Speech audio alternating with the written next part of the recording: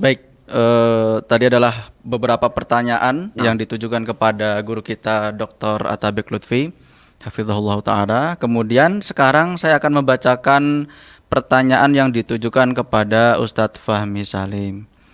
Ustadz, terkait Ya, tentang tafsir hermeneutika, saya mendengar ada beberapa ulama tafsir yang menerima metode tafsir tersebut. Bagaimana pendapat Ustadz? ya, ulama tafsir yang mana nih? Ya, kalau setahu saya, kalau di Al Azhar, ya, juga ini kan rujukan dunia Islam ini adalah perguruan tinggi Islam. Ilmu-ilmu Islam itu kan ada 4, ya, di dunia ini. Al Azhar, ya, Madinah, kemudian Pakistan dan Malaysia. Ya, mungkin yang lain ada tambahan misalnya dari Tunisia, ya, dari Zaituna, ada Maroko juga bagus tuh di Islamnya, ya, atau dari Syria. Ya, sebutkan satu saja nama ahli tafsir di perguruan tinggi Islam yang diakui oleh seluruh dunia yang menerima hermeneutika sebagai tafsir, sebagai metode penafsiran Al-Quran. Saya kira saya belum pernah mendengar. Bahkan yang ada adalah mengkritik, ya, menguliti. Ada satu buku disertasi, ya, yang ditulis oleh seorang ini dari universitas apa ya? Judulnya itu An-Nassul Qur'ani, ya, An-Nassul Qur'ani baina apa itu? Jadi teks Al-Quran antara tatbik, ya, min tahafutil qiraah ila ufuqit tadabbur. Beliau ini disertasi ini menyoroti bagaimana teks Al-Quran itu diperlakukan oleh kelompok sekularis, liberalis, ya, dan ingin direkonstruksi cara berpikir qiraat pembacaan Quran itu kepada ufuk tadabbur. Ya, itu di mukaddimah beliau menulis prolog yang cukup baik, ya, sangat baik, menyinggung tentang seruan-seruan untuk menggunakan qiraah al-hadatsiyah wal hermeneutika wa tanqihun nassil qur'ani, ya. Jadi cara pembacaan modernis, postmodernis, kemudian hermeneutika dan tangqihun nas seperti yang tadi diusulkan oleh kelompok liberal di Indonesia. Nah, itu juga di sini menyebut beberapa juhud ulama, ya, dan para penulis, peneliti. Nah, di situ dia menyebutkan salah satunya adalah buku kami, ya, atau tesis kami di Al Azhar.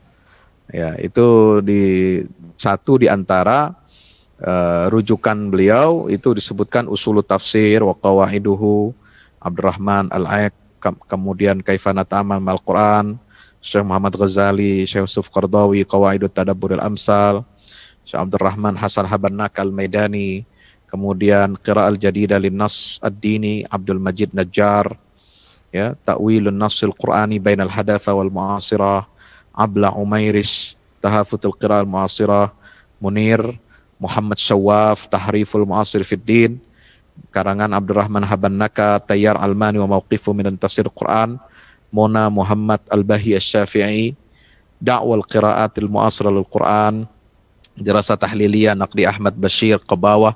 Nah, kemudian dia menyebutkan judul tesis saya di sini, Khitabat Da'wa Falsafatit Ta'wil Hermeneutiqi lil Quran Fahmi Salim Zubair.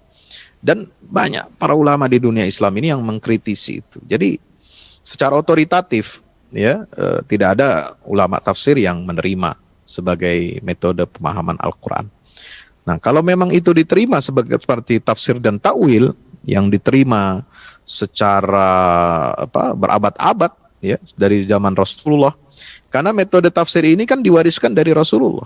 Rasulullah itu salah satu fungsinya tadi disampaikan Ustadz Atabik di awal adalah menafsirkan Al-Quran, litubayyina linnasi ma nuzzila ilaihim. wala ya'tunaka bimatsalin illa ji'naka bil haqqi wa ahsana tafsira. Ya kan? Jadi itu metode yang diwariskan oleh Allah dan Rasulnya, itu adalah tafsir.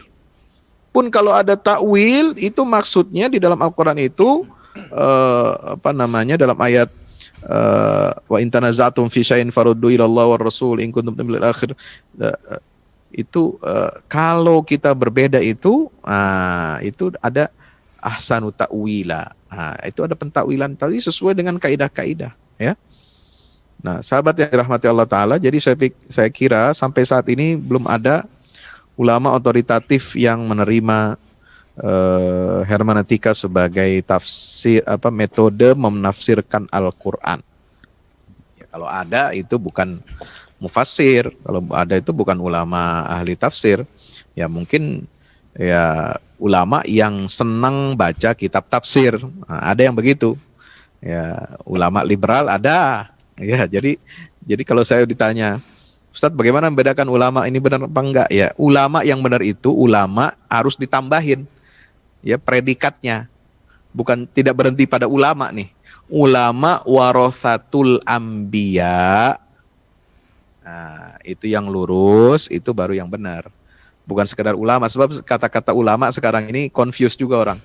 Kok ada sih, ini kata dia disebut ulama, tapi pikirannya liberal, pikirannya ke kiri-kirian, pikirannya ke aneh-anehan. Ya, nah itu berarti kurang lengkap kita menyebut kata ulama. Diksi ulama harus ditambah sekarang. Ulama warathatul anbiya, yang mewarisi nilai-nilai ilmu integritas dari para nabi, terutama Nabi kita Muhammad SAW. Kalau dia menerima metode tafsir selain dari apa yang diwariskan oleh Allah dan Rasulnya, ya mardud, nggak bisa.